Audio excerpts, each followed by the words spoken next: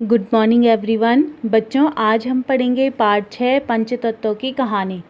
बच्चों, यह एक नाटक है और पंचतत्व बच्चों आकाश, वायु, अग्नि, जल तथा पृथ्वी को हम पंचतत्व कहते हैं।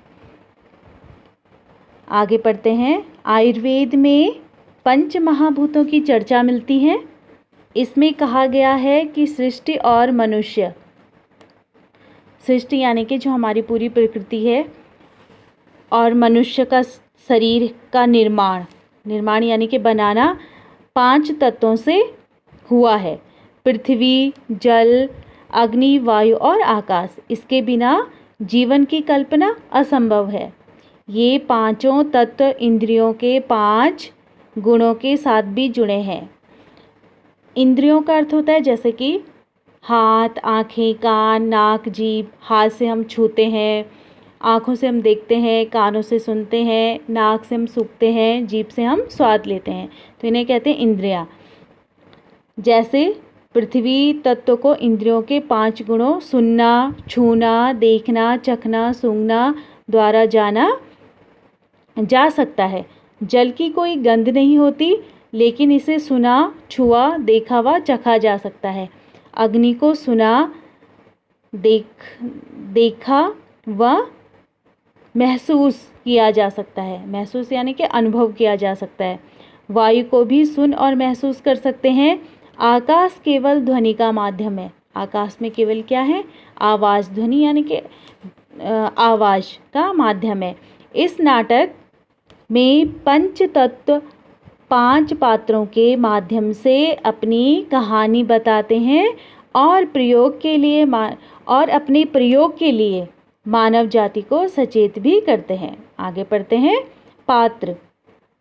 पात्र यानी कि कहानी, नाटक में जो चरित्र होते हैं उन्हें हम पात्र कहते हैं। ठीक है, कैरेक्टर। वेशभूषा यानी कि उनका पहनावा। पहला पात्र है पृथ्वी।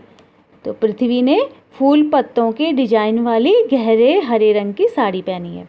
जल हल्के हरे रंग के कुर्ते में है और अग्नि लाल संतरी रंग की साड़ी में। वायु सफ़ेद सलवार कुर्ते में बालिका है और आकाश हल्के नीले कुर्ते पजामे में सभी हम उम्र हैं। ये क्या हैं?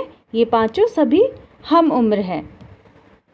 समय सुनहरे कुर्ते पजामे में एक बालक जो कुछ बड़ी उम्र का है। ठीक है बच्चों, अब आगे पढ़ते हैं। पर्दा उठता है यानी कि जब कोई नाटक या कहानी मंच पर आरंभ होती है तो क्या होता है? वहाँ पर लगा हुआ पर्दा हटाया जाता है पहले। तो पर्दा उठता है।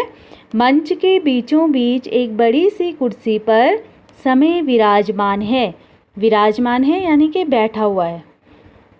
पर्यावरण दिवस के अवसर पर आज उसने उत्सव का आयोजन किया है। आयोजन का अर्थ होता है समारोह को जुटाने यानी कि किसी समारोह की प्लानिंग करना, आयोजन। ठीक है, उत्सव का आयोजन किया है। बच्चों, पर्यावरण दिवस 5 जून को मनाया जाता है और 1947 को पहला पर्यावरण दिवस मनाया गया था यानी कि एनवायरनमेंट डे। ठीक है बच्चों, आगे है। पृथ्वी, जल, अग्नि, वायु, आकाश को भी आमंत्रित किया है। आमंत्रित का अर्थ होता है बुलावा देना, किसी को बुलाना, आमंत्रित करना।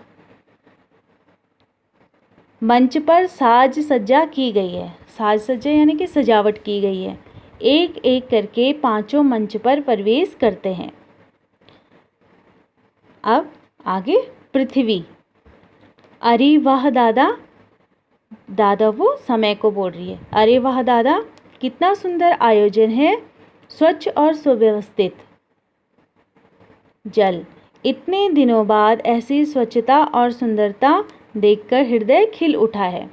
खिल उठा का अर्थ होता है प्रसन्न होना, खुश हो जाना। यह एक मुहावरा है।